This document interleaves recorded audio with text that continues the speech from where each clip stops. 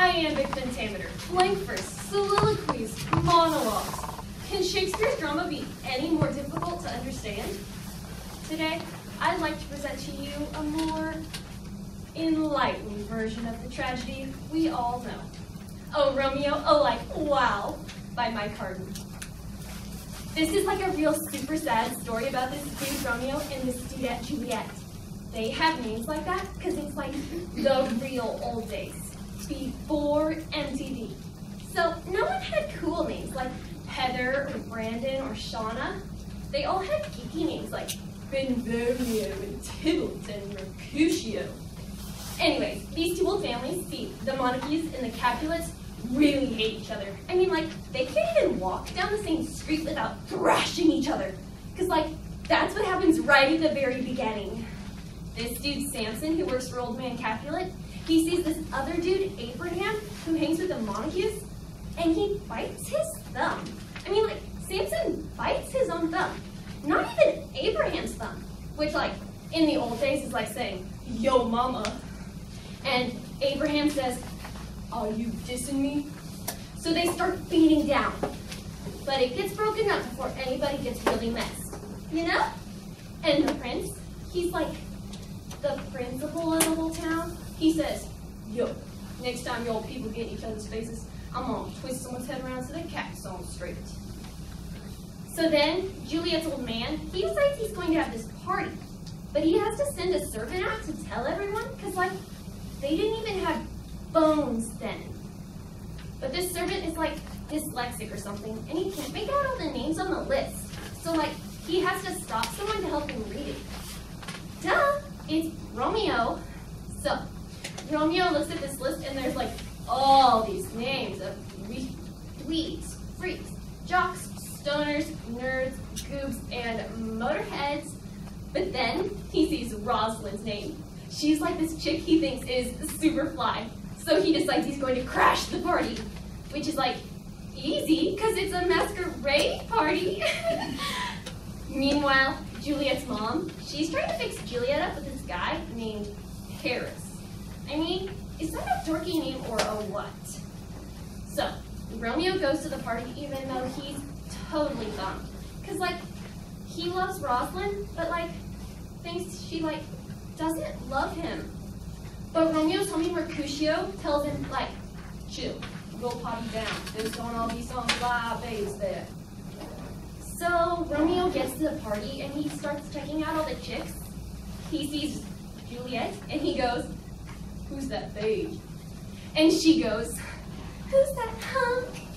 Which is bad, because Shakespeare already said they've got fatal loins, whatever that means, and that they're star-crossed, which means both of them are Aquarians, I think.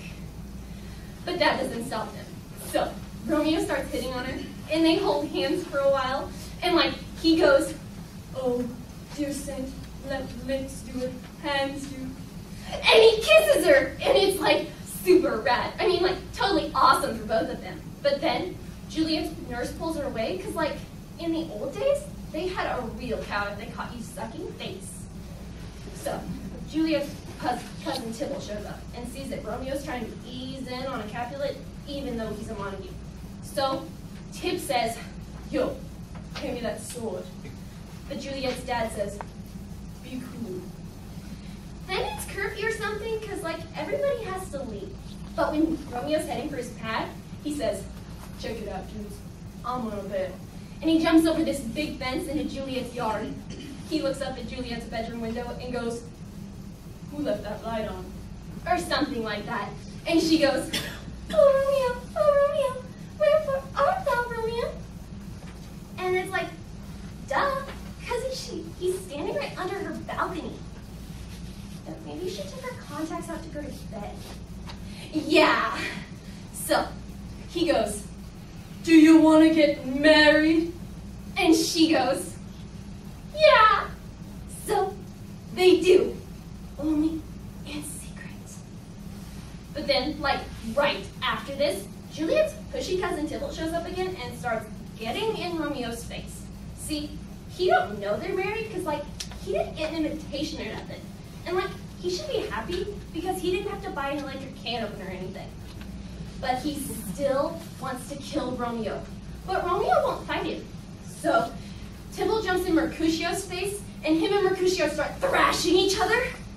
Mercutio gets killed, so Romeo kills Tybalt. And that's like dumb, because now him and Juliet ain't gonna get no wedding presents. Then the prince exiles Romeo, which is like being grounded, but in a whole nother state or something. So Romeo and Juliet have to split for a while. Juliet goes, "Oh, thinkest thou we shall ever meet again?" Because like some guys act like they're into you a bunch at school, but then they never call you up, you know? So Romeo leaves and Juliet is real bummed because her old man wants her to marry Paris. Duh, she's already married. But her parents are still planning her wedding, so it looks like she'll get an electric can opener one way or another. But then this priest guy shows up and gives Juliet this stuff to drink that'll make everyone think she's like dead until Romeo can get back from being grounded. But this stuff is so good that everybody thinks she's really dead. And they put her in this tube thing, you know? Then Romeo dreams that Juliet is found in bed, and even though he's grounded in another state, he says, "Later, dude, I'm out of here." And he takes off to see Juliet, but he stops at like a drugstore for some poison. So he misses the letter that the priest sent and says, "Juliet isn't dead. She's like sleeping." But then Romeo sees Juliet and he goes, "Ah, dear Juliet, why have thou yet so fair?" Because you know, if she was dead, she would be green and starting to smell funny. And that totally bums him. So he takes the poison, duh. Then, you'll never guess this part. She wakes up and sees Romeo and goes, "Oh, happy dagger," and kills herself. I mean, are these people serious or like what?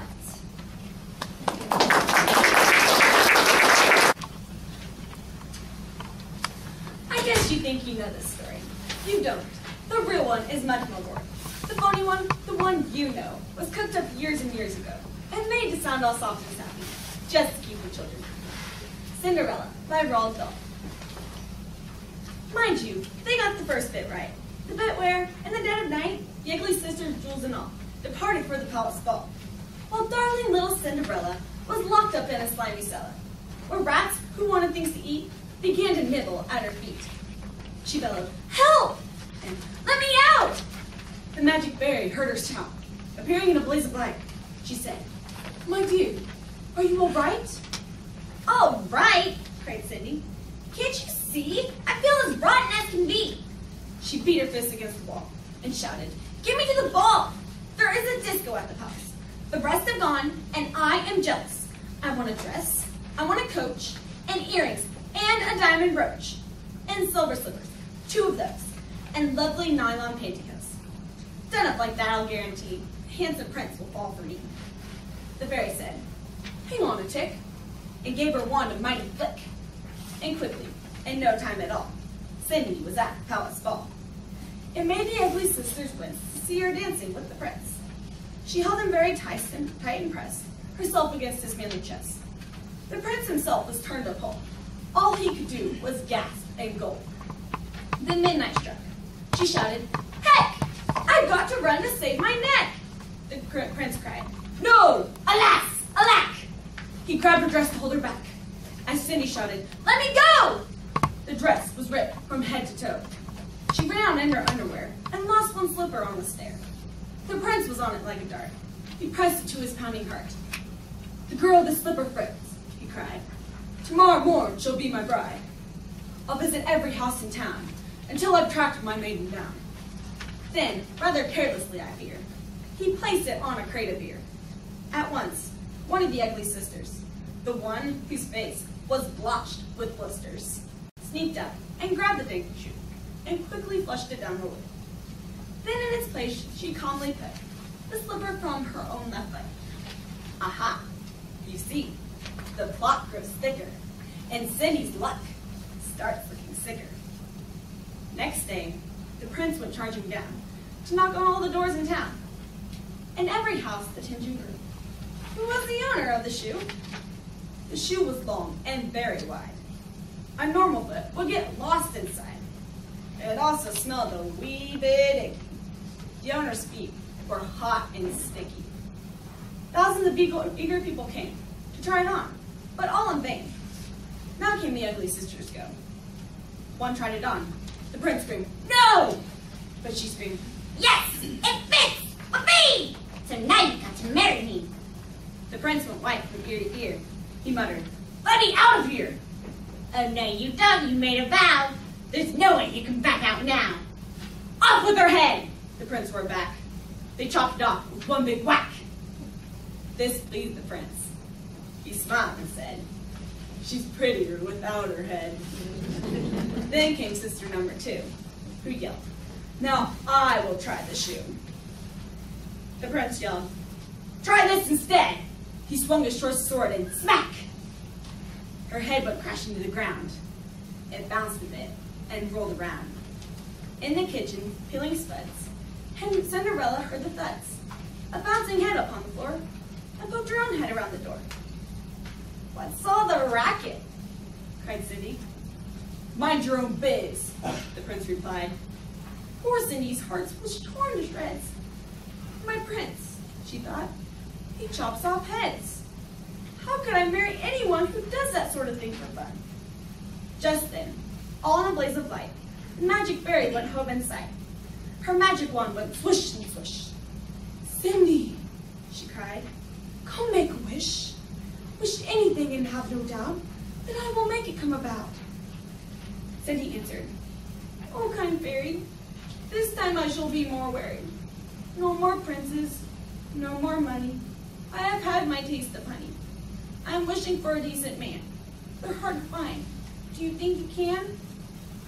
Within a minute, Cinderella was married to a lovely fellow, a simple jam maker by trade, who sold good homemade marmalade. Their house was filled with smiles and laughter, and they lived happily ever after.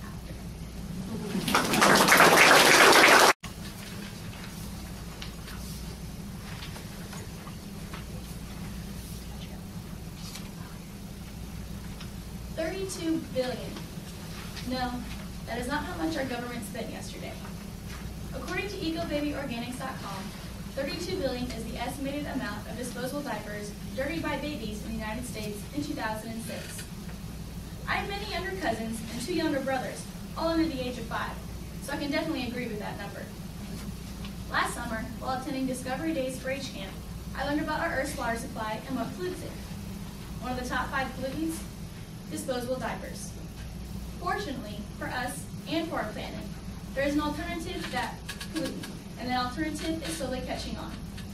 Many parents today have discovered the benefits of eco-friendly diapers. The disposable diaper, currently embraced by many for its convenience, first evolved through the inventions of several people in the United States in the 20th century. Johnson & Johnson Company launched the first disposable diaper in the United States in 1949, and the Pampers brand of diaper was then launched in 1961. Since this launching, several improvements have been made, such as the introduction of refastenable tapes, the hourglass shape used to reduce bulk at the crotch area, and the introduction of superabsorbent polymers. According to the Real Diaper Association, by 1991, 90% of the American babies were using single-use disposable diapers. Today, it seems as if we're paying the price in several ways for our enjoyable convenience of the disposable diaper.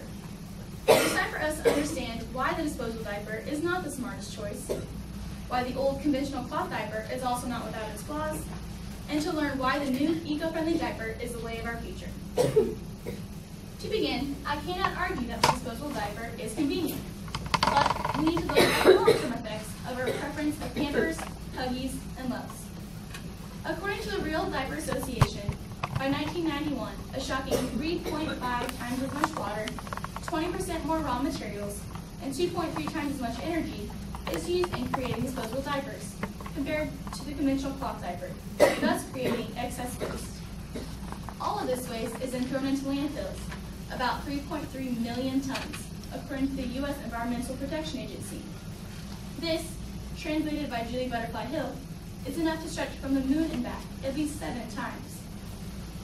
All this waste poses a great threat to our ground and our surface water, according to the Academy of Pediatrics.